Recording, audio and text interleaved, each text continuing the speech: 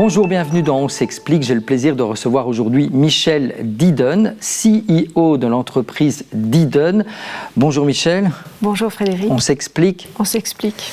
L'entreprise Didon, les sauces Didon, c'est une très belle histoire, une entreprise familiale qui aura bientôt 100 ans. Vous êtes spécialisé dans la réalisation de sauces, de confits.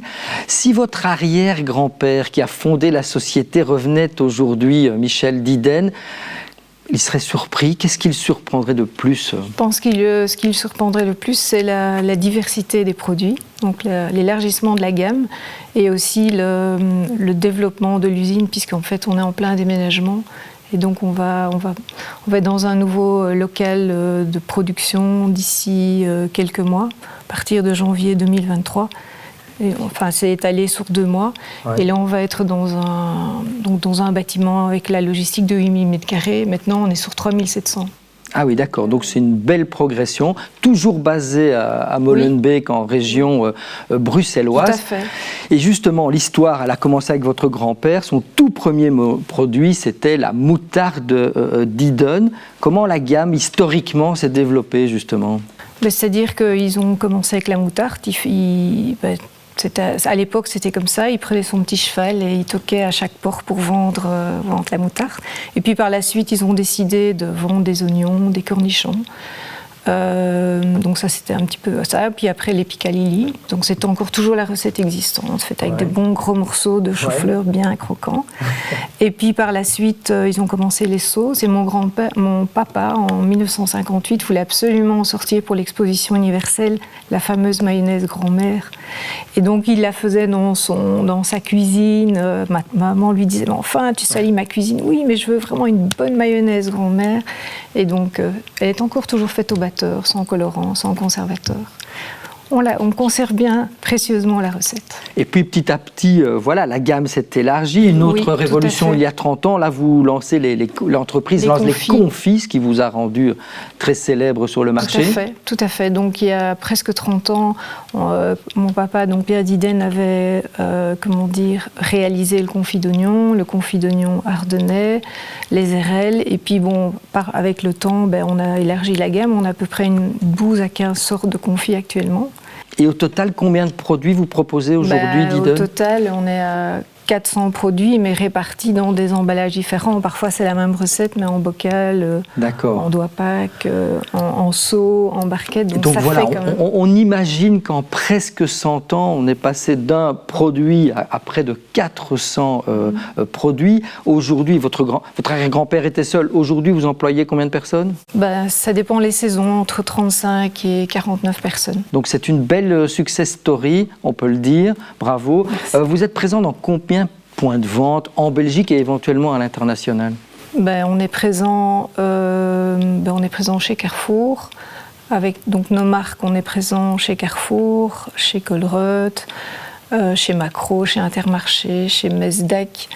Donc là, vraiment, les grands acteurs Provera, de la grande distribution. Oui, chez Cora, chez Match, chez Louis Delhaize.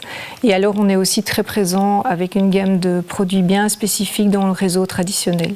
Donc où là, on livre, en fait, où on retrouve nos produits dans les boucheries, les traiteurs, certains restaurants, poissonneries, épiceries. Jamais eu l'envie d'avoir votre boutique en nom propre, une boutique étendard, et ce serait... Peut-être. Mon cœur me dirait oui, mais la raison me dit peut-être de ne pas le faire parce que c'est quand même une gestion. Donc voilà. Par contre, on a aussi un site internet où on ne pousse pas du tout le site, mais parfois on a des consommateurs qui ne trouvent pas nos produits et on s'est dit que c'était important d'avoir quand même ce site où les gens pouvaient acheter les produits qu'ils ne trouvent pas dans le commerce. Le but n'est pas du tout de bypasser nos créneaux habituels de grande distribution. Mais voilà, quand la personne ne trouve pas le produit, il peut l'acheter. Je suppose que la crise sanitaire, le Covid, vous a poussé à un peu booster cette activité. Aussi. Et alors, on a assez paradoxalement des clients belges, mais on a pas mal de personnes en Hollande et en Allemagne qui réclament nos produits. Oui, parce que vous le disiez, vous êtes aussi présente un peu à l'international. Oui, quel pays La Hollande, l'Allemagne, le Luxembourg, un peu la France, et puis on a aussi la Norvège, la Suède. la Lituanie, l'Estonie. Justement, qu'est-ce qui vous et un peu le différencie Portugal. Qu'est-ce qui vous différencie? Parce que dans le secteur des sauces, moi, consommateur, qu'est-ce que je vais trouver de plus chez Didon par rapport à la concurrence? Pourquoi j'irai chez vous? En fait, je pense que ce qu'on recherche, c'est la diversification. C'est vrai qu'on a des recettes classiques, on ne va pas, comme je disais, la mayonnaise et piccalilli, c'est une recette qu'on ne va pas changer.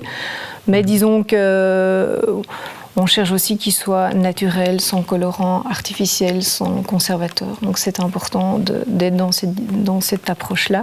Et des produits un peu légers, mais agréables, parce qu'il faut que ce soit quand même, que ça soit gustatif, quoi. Hein. Enfin, ça doit rester bon, je veux dire. En fait, si je comprends bien, vous étiez bio avant l'heure. Non. On a une petite gamme de produits bio. Mais voilà, on est conscient aussi que le consommateur recherche quand même, et regarde de plus en plus l'étiquetage, donc c'est important de veiller à ça. Bon, maintenant, il y a certains cas où on ne peut pas se permettre de ne pas mettre de conservateurs dans certains produits, mais on l'évite de manière générale. En tout cas, pour nos nouveaux produits, c'est notre stratégie de le faire. Alors, ce qui est aussi intéressant, Madame Didon, j'en reviens à votre parcours parce qu'il est assez atypique. Vous êtes la 4e génération de cette entreprise familiale et pourtant, il n'était pas acquis que vous repreniez les rênes de Didon. Vous avez fait une formation, des études opticienne, optométriste. Comment ça se fait qu'à un moment, on glisse quand même vers l'entreprise familiale? C'était quoi le déclic? En fait, au départ, mon papa souhaitait que j'ai un diplôme et que je sois totalement indépendante financièrement. Donc il me dit, tu dois pouvoir gagner ta vie, etc. Ok, super. Et donc voilà, ce projet est venu, j'ai réalisé les études, je devais limer, je devais souder, donc c'était dur pour moi. Je m'exerçais dans la cave certains week-ends, donc c'était quand même pas facile. Donc j'ai obtenu le diplôme. J'ai travaillé quand même 2-3 ans dans le domaine. Et puis un jour, papa me dit, mais enfin, t'as pas envie de venir travailler chez Didon? Je dis, pourquoi? Attends, je comprends pas. Je suis opticien et tu me demandes de travailler dans la société et je comprenais pas. Il me dit, mais écoute, viens voir. On sait jamais. Essaye. Pas de frères et sœurs? Non, j'ai pas de frères et sœurs. Et puis il m'a envoyé nettoyer les seaux. Et puis, bonne formation. Puis j'ai dû aller chez un boucher, j'y connaissais rien, je vais poser des questions, j'avais vraiment l'air ridicule. Et puis il me demandait de classer des factures, j'avais aucune explication, personne ne m'aidait. Alors il me dit, t'es content, ça te plaît? Je dis non, c'est pas chouette, je trouve pas ça amusant du tout. Et donc là je travaillais encore à mi-temps en optique, à mi-temps chez papa. Et puis il me dit, mais écoute, tu vas voir, avec le temps, ça va changer. Tu vas voir, ça va devenir une passion. Et en effet, il avait raison. C'est devenu une passion avec le temps. Donc c'est vrai qu'à ce moment, j'ai arrêté l'optique et je me suis lancée totalement dedans. Et puis à la date charnière de 1996, votre papa décède et vous êtes prié de reprendre les rênes de la société avec votre cousin. Est-ce que ça a été difficile? On travaillait déjà dans l'entreprise, évidemment, quand on a après la casquette oui, c'est forcément beaucoup plus stressant. Voilà, on a fait des bonnes choses, on a fait des erreurs, un peu comme tout le monde. Voilà, donc c'est clair qu'on a assumé, on a fait de bonnes, des moins bonnes choses. Au début, c'est stressant, évidemment, mais bon, voilà. Autre cap, en 2006, vous rachetez toutes les actions de la société. Vous êtes aujourd'hui l'unique propriétaire de l'entreprise Didon. Est-ce que quand on a les mains libres comme ça change tout ou pas nécessairement? Ou c'est un cadeau empoisonné d'être le seul actionnaire? C'est-à-dire que c'est bien, mais encore une fois, il y avait des domaines que je connaissais moins bien, puisque mon cousin s'occupait de tout ce qui était achat, production, technique, donc voilà, forcément, quand j'ai repris ça, des choses que je maîtrisais nettement moins bien, faut être honnête, donc voilà, c'était plus difficile, mais enfin bon, d'un autre côté, je pense que c'est bien de pouvoir prendre soi-même les décisions, et voilà.